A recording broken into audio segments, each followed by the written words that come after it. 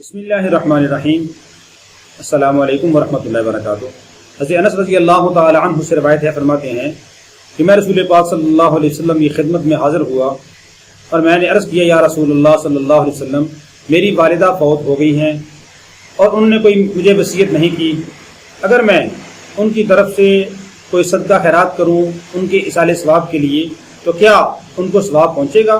تو رسول پاک صلی اللہ علیہ وسلم نے فرمایا، ہاں، تم پانی پلایا کرو۔ اور دوسری روایت کے اندر آتا ہے کہ پانی پلانا یہ سب سے بڑا صدقہ ہے، کہ پانی سے زیادہ اجر والا کوئی صدقہ نہیں ہے، کہ پانی ہر جاندار کی ضرورت ہے، انسان کی بھی، پرندوں کی بھی، درندوں کی بھی، چوپایوں کی بھی، ہر ایک کی ضرورت ہے۔ اس لیے ایسا صدقہ کرنا چاہیے کہ جس کی وجہ سے سب کو فائدہ ہو۔ اور یہ آدمی آج کل کنواں کھدوا دے یا پانی کا نل لگوا دے، نلکا لگوا دے، موٹر لگوا دے، پانی کی ٹینکی کہیں رکھوا دے، کولر لگوا دے، تاکہ سب کو اس کا فائدہ پہنچے۔ اللہ رب العالمین ہم سب کو عمل کرنے کی توفیق عطا فرمائے۔